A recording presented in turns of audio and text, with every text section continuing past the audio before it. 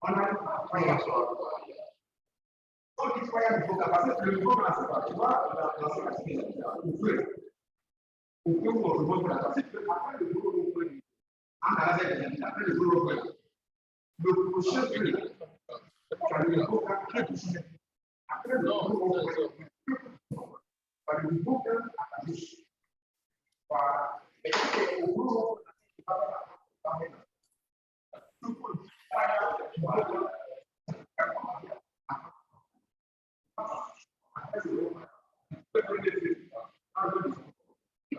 c'est le prochain à ta bouche.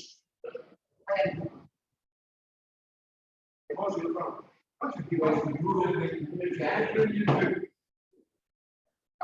le deuxième feu à ta gauche,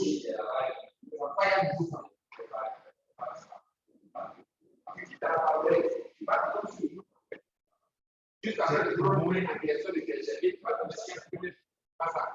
Donc, c'est un deuxième feu. Tu vas maintenant à ta gauche, c'est pas y'a. Pas à ta gauche, tu vas loger la partie même.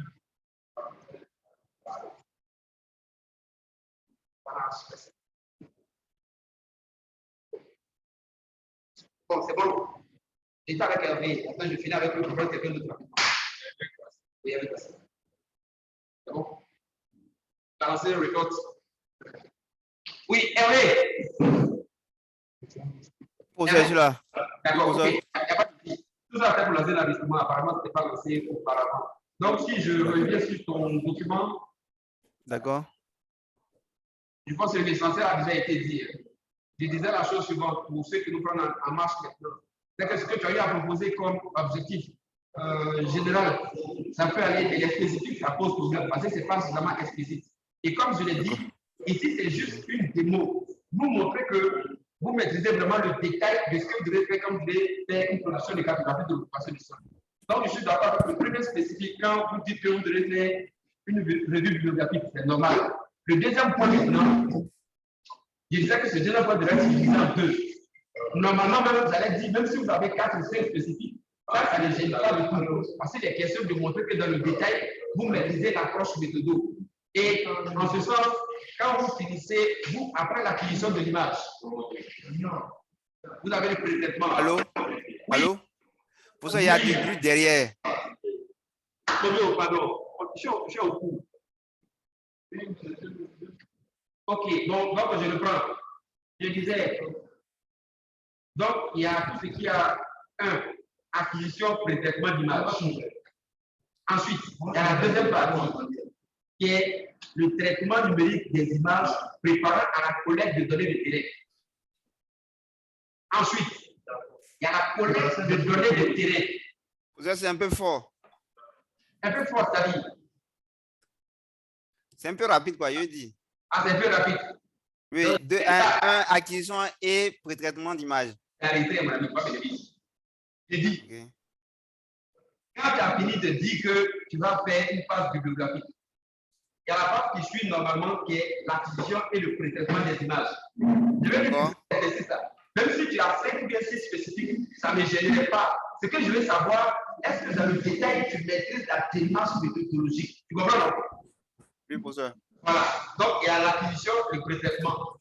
Après, il y a une première phase de traitement d'images qui prépare la collecte des données de terrain.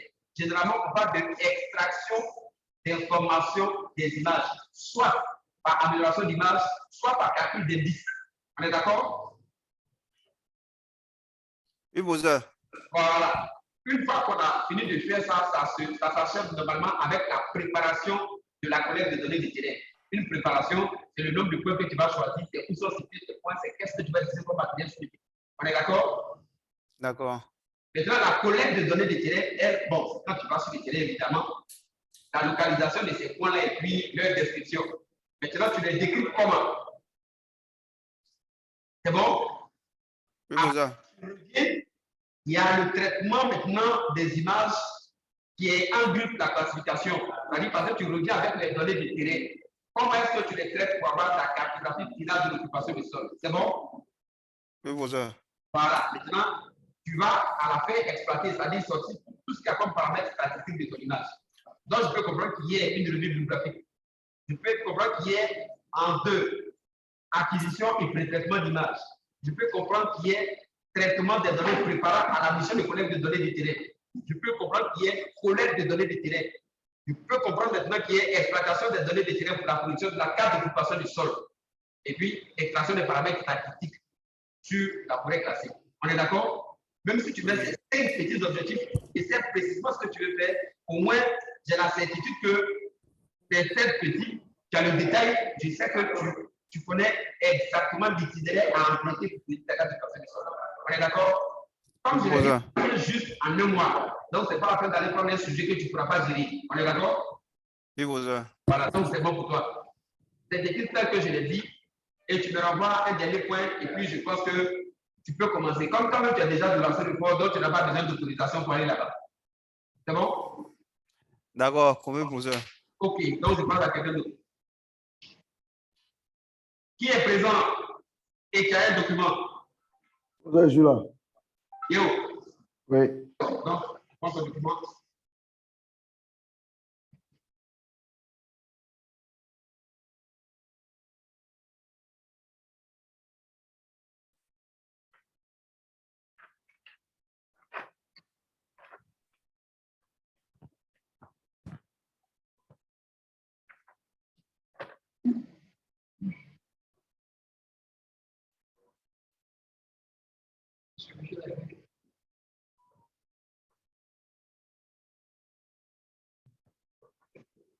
Ok. Voyez, on va le jeu à toi. C'est un étudiant de master de ici qui plaît des données, je ne sais pas. Puis c'est moi, il veut utiliser pour avoir ses problèmes. D'accord. Donc, le titre ici, je vois cartographie de l'occupation des zones par détection et détermination de l'effort de régénération des forêts classées de AHA. OK. Donc, je note dedans que c'est utiliser la télévision pour essayer à cartographier les efforts de régénération des forêts. C'est un peu comme si c'était un suivi de reboisement, c'est ça? Ou bien de régénération, c'est une forêt naturelle. Non, c'est oui. Une régénération d'une occupation du sol. Voilà. Une occupation du sol pour en fait écrire un plan d'aménagement. OK. Mais bon, comme tu as parlé de, regarde ce que je dis ici, la détermination des efforts de régénération. Oui, l'effort de régénération sera calculé par rapport aux zones en fait à restaurer par les reboisements. À restaurer. Voilà, par les reboisements.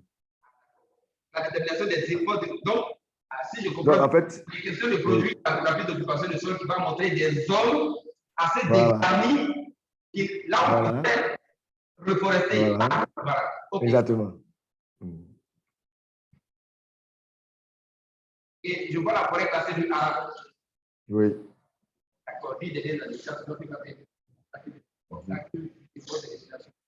Je voudrais, un peu comme je l'ai dit tout à l'heure pour Hervé, je voudrais que tu donnes le détail ici. Parce que ici, le principe, c'est.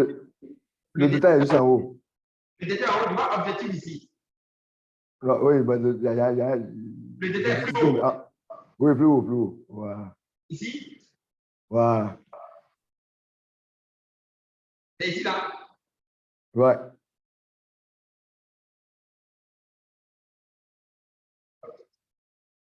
Non, où sont les objectifs spécifiques? C'est ce qui m'intéresse en fait. Oui, là, c'est aussi posé un peu plus haut, je vous lis. Un peu plus haut. Ouais, là, voilà. Donc, en fait, pour faire le plan d'aménagement, oui.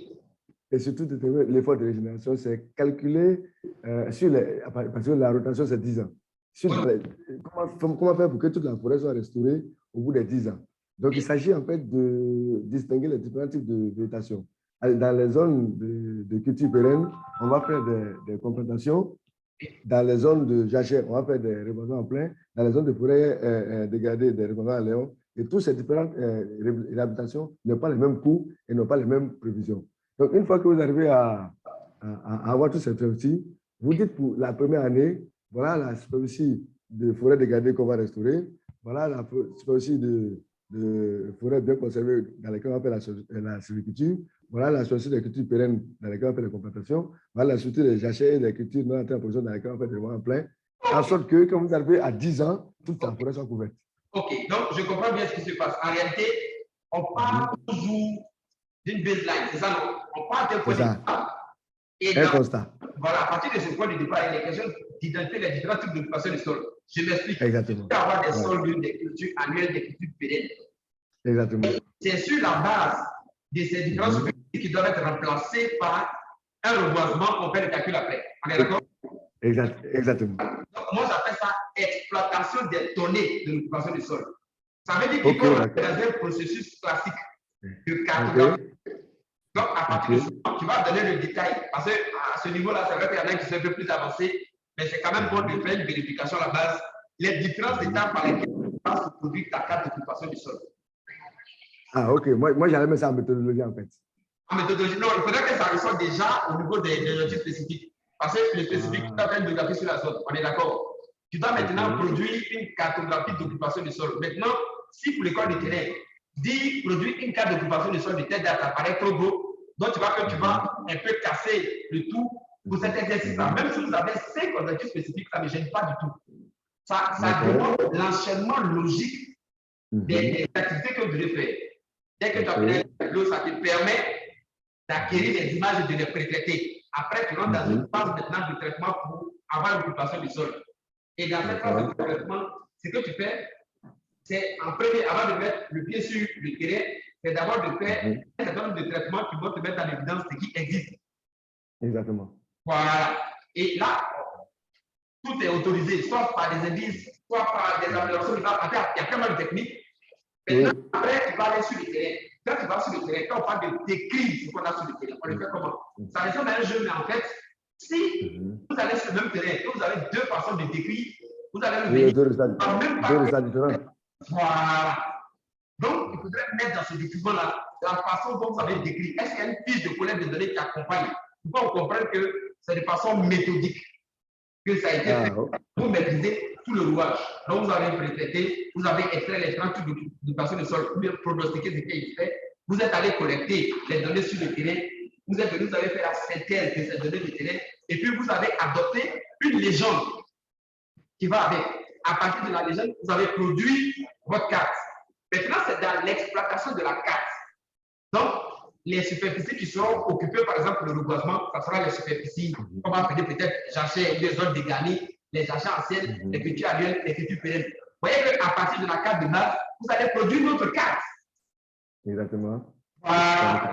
Et là, maintenant, tu peux ajouter ça encore en spécifique, ce qui fera la particularité de ta zone. Comment est-ce que ces surfaces, qui sont des surfaces standards pour une personne X, toi, tu dois mettre en valeur, tu vas ajouter maintenant un autre objectif spécifique pour dire que là, par exemple, des zones d'égalité, des espaces de culture et tout le reste, comme ça va être reconverti, des espaces reboisés. Donc, voilà comment ça sera fait. OK, d'accord. Sinon, moi, j'avais vu tout ça pour la méthodologie, mais bon. Oui, c'est dans la méthode. En fait, comme je le dis là, la méthode se construit autour des objectifs spécifiques. OK, d'accord. La méthode prend toujours F. Parce que c'est une méthode qu'on met ensemble, mais pour aboutir à quelque chose. Mais dans le cas d'espèce, je voudrais voir que dans vos objectifs spécifiques, vous avez une logique de bout en bout. Sinon, c'est bon quand tu dis je cartographie l'occupation du sol, mais c'est un gros bloc. On est d'accord? Voilà, comme c'est l'école de terrain, c'est quelque chose de très succinct. Tu veux savoir la démarche, méthode, même si tu ne vas pas jusqu'au bout, mais pour ce que tu as fait, tu peux voir le détail de ta démarche. D'accord, OK, pas de souci. Voilà. Et puis autour de ça, tu vas agréger maintenant la méthode. Sinon, c'est bon. Il n'y a pas de problème. OK, ça marche. Qui est là encore qu'on peut prendre maintenant? Kokora est là? Bon, je fais l'appel. Koulibaly, il n'est pas là. Diallo Adama, il n'est pas là. Hervé Kofi, on l'a déjà fait. Kokora? Kokora? Oui, monsieur, je suis là. Monsieur, je suis là. Rien. C'est au moins des appels. Oui, Kokora. Monsieur Maman, je sais que vous allez me laver déjà. Donc. L'optimisation des rendements agricoles. Kokora, c'est gros. Kokora, je ne vais même pas voir, c'est gros. utilisation de drones pour l'optimisation des rendements agricoles. Donc là, en réalité, ton thème là, on appelle ça agriculture. C'est ça, non? Oui, monsieur. Et le dialogue, quand je parle aussi. Oui, oui, il a dit oui, monsieur. Ah, d'accord. Donc là, Oui, monsieur. l'objectif principal ici, c'est quoi? Bon, monsieur, l'objectif principal, c'est ce que j'ai mis dans le sujet là, c'est-à-dire optimiser le rendement agricole. Voilà, je ne vais pas me laisser distraire. Quand je parcours ton document, où est la partie objectif? Je vois plan pratique, je vois plan théorique, je vois introduction. Voilà, ce n'est pas un document scientifique. Voilà, dans le document scientifique, je m'attends à avoir une introduction. Dans l'introduction, il y a le contexte, la problématique, l'objectif principal et puis les spécifiques. Maintenant, on peut habiller ces objectifs-là avec les questions de recherche et puis les hypothèses de recherche. On est d'accord, non? Monsieur. Voilà, tu n'as pas suivi le plan. Voilà. Maintenant, ton principal, c'est d'optimiser. Quels sont tes spécifiques? C'est les spécifiques qui m'importent. Quels sont tes objectifs spécifiques?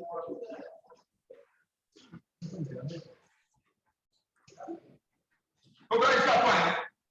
C'est pour toi que je suis à point. Ok, monsieur.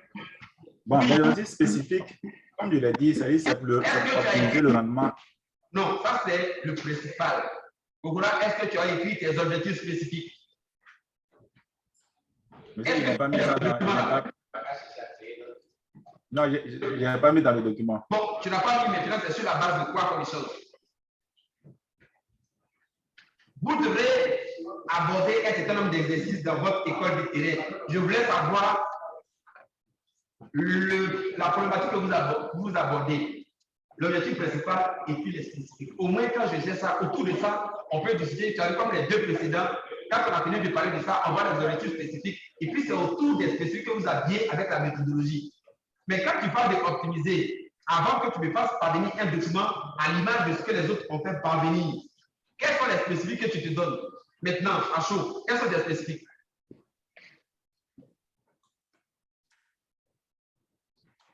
Pourquoi est-ce à toi? Monsieur, je suis là. Quels sont tes objectifs spécifiques? Mais allô? Oui. Allô? Mais pour un tel sujet-là, est-ce qu'on peut traiter ça en une année? Mais c'est ce que je l'ai dit tout à l'heure que ce n'était pas possible. Tu as écouté depuis le début? Fais attention. Hein. Voilà, quand je lui demande quels sont ces spécifiques.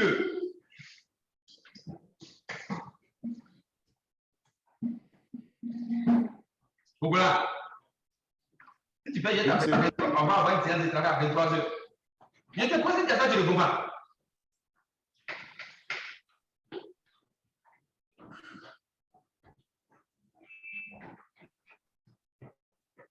Bon, Kougoula. Kougoula. Oui, monsieur.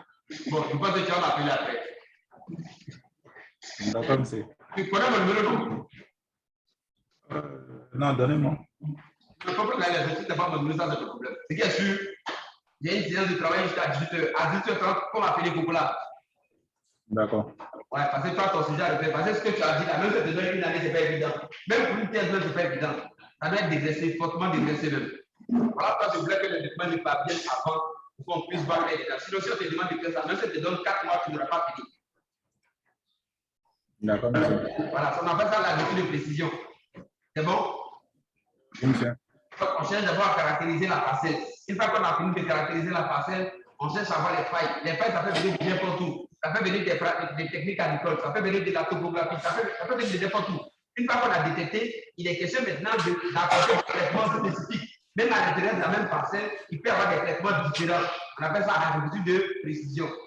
Hein? On peut échanger longuement là-dessus après. Une fois qu'on va échanger, et puis te donner une pratique qui est beaucoup plus soft. Sinon là, tu ne peux pas l'aborder maintenant. Merci bien beaucoup là. Je suis là, j'étais. Est-ce que j'étais là? Oui, je suis là, docteur. Tu es là. Donc, on peut aller avec toi.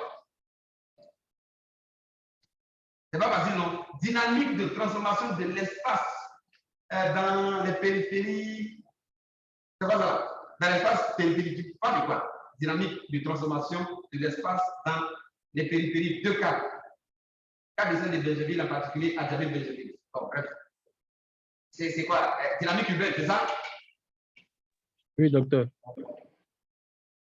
Mobio, lève la tête. Dynamique urbaine. OK, pas de souci. Donc, tu t'attaques à Bergerville parce que ça bouge beaucoup là-bas. Quel est l'objectif principal que tu recherches, avec que tu poursuis? Monsieur, Oui. mais le sujet même, c'est pas compliqué. D'abord, les périphéries à ces cas. On va revenir là-dessus. Tu vas revenir sur l'objectif principal. Voilà pourquoi je fais exprès de poser la question.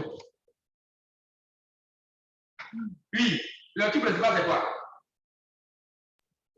Montrer les différentes transformations qu'ont connues l'espace au niveau des périphéries d'Adjamé-Bergerville. Montrer les mutations dans l'espace périphérique de Adjamé-Bergerville. Montrer les mutations. Est-ce que c'est l'objectif principal? On peut quantifier, évaluer, c'est spécifique. Ce n'est pas l'objectif principal.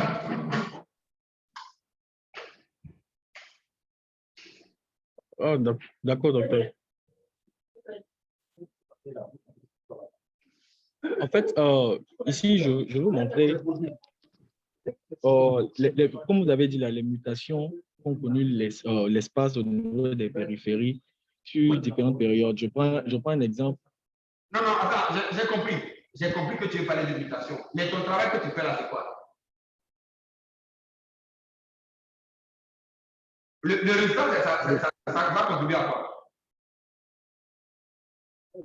Oh, le résultat, bon, montrer en fait l'impact. Un aménagement humain, on est allé oui. Contribuer à un meilleur aménagement avec une meilleure urbanisation. Oui. C'est ça. C'est pas ça? C'est ça, docteur. Justement, donc il faut le voir.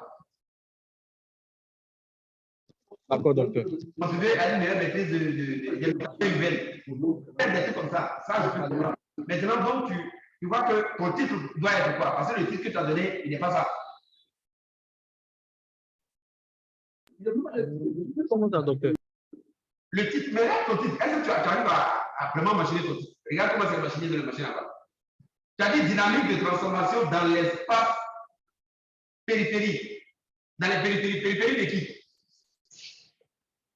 Tu vois que tu n'as pas compris que non? Cas de celle de Bergerville. Oui. Non, le titre n'est pas chose. Je peux comprendre que tu parles de la caractérisation des mutations urbaines dans la zone périphérique de Bergerville. Cas de Adjamé-Bergerville. Adjamé-Bergerville, c'est un village. Oui, c'est un village. Donc, je peux comprendre que tu me parles de la caractérisation des mutations dans l'environnement périurbain de la commune de Bergerville. Deux points maintenant, le cas. Parce que là, tu prends un cas maintenant d'un village, cas de la localité du village d'Adjamé-Bergerville. C'est ça, non? Oui, c'est ça, docteur. OK. Donc, si on est d'accord avec ça, donc tu vois qu'il faut revoir ton objectif principal. Maintenant, si c'est le cas, quels sont tes spécifiques? Avec ce qui m'importe. Avec surtout des spécifiques que se contrôle la méthodologie. Les spécifiques ici, tu as dit cartographier Adjamé-Bergerville et les zones d'aménagement. Les zones aménagées de 2000 jusqu'à aujourd'hui. Identifier les déterminants des transformations. Montrer l'impact des transformations. Non. Ce que je voulais comprendre, c'est que tu produis une carte d'Adjamé-Bergerville pour l'année 2000 et puis une carte d'Adjamé-Bergerville pour l'année 2022. C'est ça, non? Oui, c'est ça, docteur. Comme une comparaison. Oui, non, mais je reprends. J'ai dit, ici, on appelle ça école de terrain. Donc, tu vois, c'est des trucs assez spécifiques. Tu vois, non?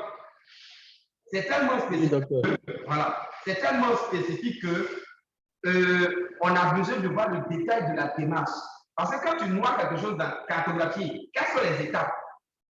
Je suppose que vous n'êtes pas encore au bout des chaînes, vous n'êtes pas encore au bout de la formation. Donc, osez nous donner le détail.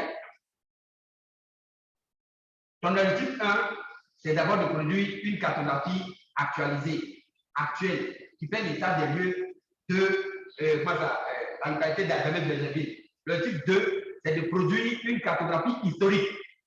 Et ta cartographie historique, c'est pour 2000, pour l'année 2000, on est d'accord? Ton spécifique 3, c'est de produire maintenant une carte des mutations dans la périphérie de ces localités. Et dans cette mutation, la méthodologie, là, ça va consister à croiser la carte de 2022 à la carte de 2000, n'est-ce pas? Oui, c'est ça. Justement, et ça va te permettre d'extraire les zones où il y a une mutation. C'était un forêt, c'est devenu quoi? Et ça va te permettre de savoir si toutes les mutations sont vraiment guidées par cette histoire de urbanisation, de lotissement, de construction. Ou bien si les espaces agricoles ont mué à autre chose. On est d'accord? Oui, on est d'accord. Pour l'école de terrain, ça peut tenir. Tu as vu les trois critiques que j'ai déduits là, ça peut tenir. Oui, oui. Tu as une cartographie actualisée, une cartographie historique, et puis maintenant tu as une évaluation, une quantification de la dynamique. Et puis maintenant, dans le commentaire de ça, on voit exactement qu'est-ce qui a présidé, qu'est-ce qui a été le moteur de la mutation dans la périphérie d'Adjamé-Benjamin. N'est-ce pas? Oui, c'est ça, docteur. Voilà, donc reformate ton truc de façon simple comme ça, là ça peut marcher. Sinon, tu ne pourras pas tenir. D'accord, docteur. Merci. D'accord. Qui d'autre est là et qu'on n'a pas encore vu? Qui d'autre est présent à cette rencontre pour lequel on n'a pas encore parcouru ce document? C'est bon pour tout le monde, pour tous les présents. Pour ceux qui sont absents, je vais regarder leur document et puis leur faire le tour. Oui. Allô? Oui. Prof, CK. On n'écrit pas, il y a tout de suite. D'accord. Oui, oui.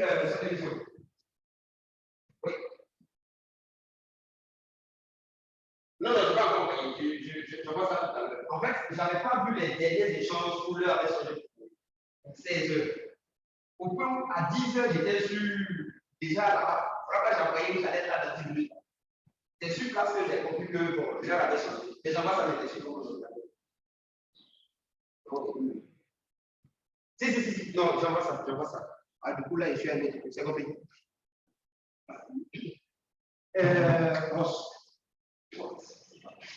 Où est ma clé de voiture? Voilà. Au revoir.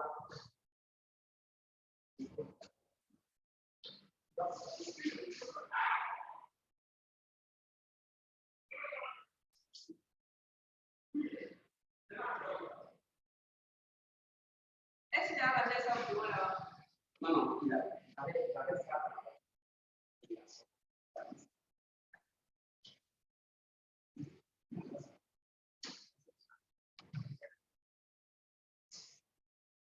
Regarde, tu vas me poser ça. Oui, qui voulait poser une question? Oui, qui voulait poser une question? Oui, prof, c'est moi, c'est CK. Oui, c'est clair. Tu veux poser une question? Oui. Oui. En fait, je n'ai pas rendu le document parce que je n'ai pas eu l'information assez tôt. Ah, tu n'as pas rendu? Je voulais poser une question quand même relative à l'école de terrain. C'est pas grave, pose la question. Oui, prof. Parce qu'en fait, ici, au niveau du bureau, je Oui. travaille sur un projet un peu dans le domaine des SIG.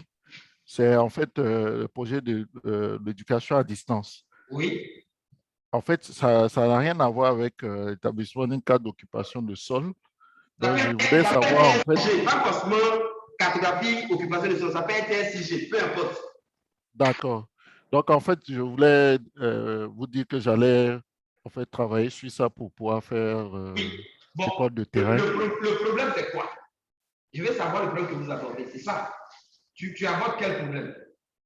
Oui, ici, en fait, il s'agit de déterminer l'ensemble des écoles, c'est surtout les écoles primaires qui sont couvertes par le réseau 4G et qui ont l'électricité. Donc, on essaie de géolocaliser les écoles dans une région bien précise. Actuellement, on prend une région bien précise dans la phase pilote du projet.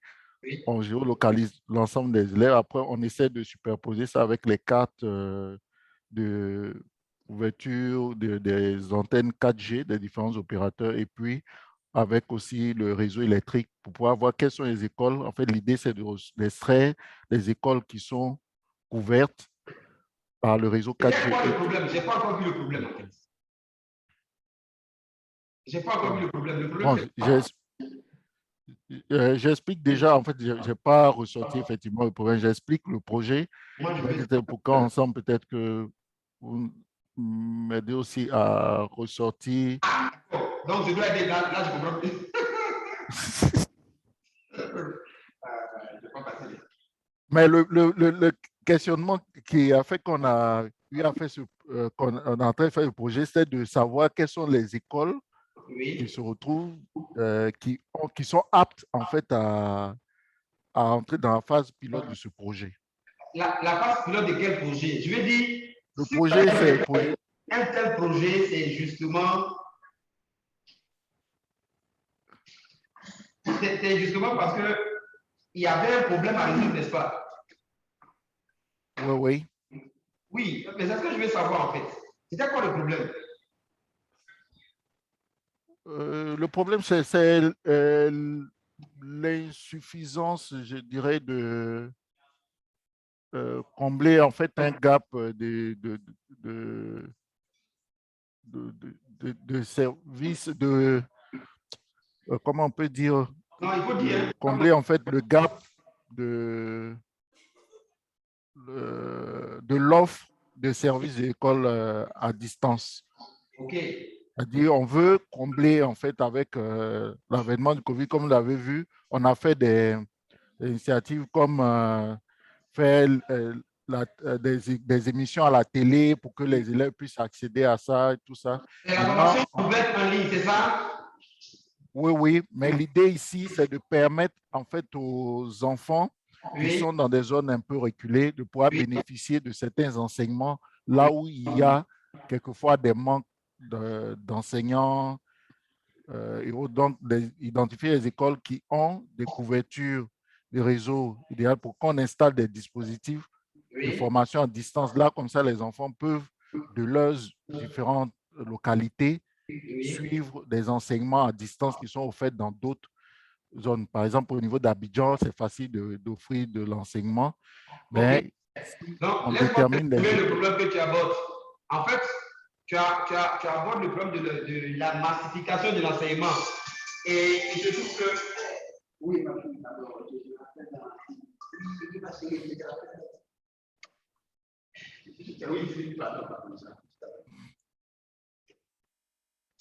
pardon, tout à l'heure. Oui, donc, tu vois, tu abordes le problème de la massification. Et je trouve qu'on a des effectifs de plus en plus pléthoriques. Et quelquefois, on est en manque d'enseignants. Quand tu combines les deux, ça fait qu'il y a certaines localités qui sont tellement reculées au point où comme on n'a pas d'enseignants, alors que par le système de formation ouverte à distance, il y a la possibilité de dispenser de tels cours depuis Abidjan. Donc, C'est ça. un des éléments basiques, c'est de savoir déjà les zones qui sont couvertes par la 4G, n'est-ce pas? C'est ça. Voilà, donc il y a une telle étude qui a été faite pour, en fait, de ressortir des zones du faille où on pourrait combler, par exemple, ce manque-là, puisque c'est un service qu'on doit pouvoir offrir à toutes les écoles. C'est ça, non? C'est ça, exactement. Voilà, tu vois qu'on commence à se rapprocher du problème. Mmh. Voilà, et donc, dans le cas d'espèce, comment est-ce que tu as collecté les données pour pouvoir produire ces zones couvertes ou non? C'est pas des fiches d'enquête, tu as reçu les formations. Donc, déjà, là, actuellement, les données des opérateurs, là, je les ai eues à travers la RTCI. Oui. Ils m'ont déjà donné une carte où il y avait la localisation de toutes les antennes avec les différents types de trucs. Donc, ça, je l'ai eu, je ne l'ai pas collecté. Quelles sont les cartes thématiques que tu pourrais ressortir? Quelles sont les cartes thématiques que tu pourrais ressortir à partir des données que tu vas collecter? Donc, il y a la carte de répartition des antennes des opérateurs de téléphonie. Oui. Ensuite, on a la cartographie du réseau électrique. Oui. Et puis, en troisième lieu, c'est la localisation, la géolocalisation des différentes écoles. Ouais, mais bon, donc, ça, c'est les données que je suis en train de collecter actuellement. Ok, c'était juste pour te mettre sur la piste. Ce n'est pas moi qui ai fait cette fiche-là pour toi. Donc, à l'image de ce que les autres ont fait, formate un document et envoie-moi. Ceux qui ont déposé des documents qui n'étaient pas là, on n'en a pas parlé. Je vais regarder puis leur faire le tour. Je vais dire, on est quand aujourd'hui? On est 29, mercredi. Oui, vous avez jusqu'à vendredi. Vous avez jusqu'à vendredi pour tous ceux qui ne peuvent pas déposer. Ok. Vous savez, jusqu'à vendredi, D'accord. pour passer un retour. Pour voir si c'est faisable, ce n'est pas faisable. Parce que si ce n'est pas faisable, ce n'est pas la peine de vous lancer dedans. On va donner une taille et puis personne ne va déposer. Et puis c'est zéro. Et puis c'est pour dire c'est l'enseignant qui a fait. On est d'accord? Merci. OK. Donc Merci. c'est bon pour tous. Tous ceux qui ont déposé des documents qui étaient présents, on les a tous visités. Il n'y a pas de question une fois. Pas de question deux fois. Pas de question trois fois. Donc, tous ceux à qui j'ai fait des remarques, j'attends votre retour le vendredi au grand plus tard. Envoyez-moi sur mon mail perso, le Gmail. J'espère que vous l'avez. Si vous ne l'avez pas, ça c'est votre problème. Envoyez-moi sur mon mail perso le vendredi. Envoyez-moi le mail le vendredi. Celui qui a envoyé l'autre jour, je ne lis pas. Je dis vendredi. Même si tu es prêt, tu attends vendredi. C'est les mails de vendredi, j'ai checké. C'est bon pour tout le monde. Merci. Alors, monsieur, s'il vous plaît. C'était déjà jugé, hein. Il y a quoi encore? Oui. Monsieur, s'il vous plaît. Non, Oui. monsieur, s'il vous plaît, attendez. Oui. Mais, monsieur, mais c'est vendredi. Nous sommes aujourd'hui mercredi, vendredi. Attends, c'est de la provocation, tu veux pas bien? Je n'ai pas encore bien compris. Je reprends. L'exercice vous a été donné quand? Monsieur, avec la remarque que vous avez eu en fait. Non, je reprends ma question. On va aller étape par étape. L'exercice vous a été donné quand? Quand tu poses une question à un vieux, c'est pour être sûr que tu la semaine, non, c'est la semaine qui est passée. Les semaines. Ça fait combien de semaines de délai ici? Ça fait plus de 3 semaines que de délai ici. Donc, tu veux qu'on continue le débat? Ou bien on peut s'arrêter là? Monsieur, il va vous appeler. Comme vous l'avez dit. D'accord. J'ai dit, je regarde mon mail le vendredi. Celui qui amène avant vendredi, je ne lis pas. Après vendredi, je ne lis pas. Vendredi, merci. Bonjour, vendredi, quelle heure? À minuit. Minuit. Jusqu'à minuit. Ça dit c'est ouvert. 23h59. Voilà. Allô, poseur. Oui. Allô? Oui. Est-ce qu'on peut avoir l'enregistrement ce soir-là pour qu'on puisse réagir? Bon, ça, vous pouvez d'arrêter l'enregistrement. Donc, bon, ça, c'est vous pouvez, ce n'est plus moi. C'est bon. D'accord, donc si on a ça demain matin, il va nous rester. On pense à rester sur moi. Bon, après d'abord, j'ai parlé avec toi en direct. Tu me parles d'enregistrement.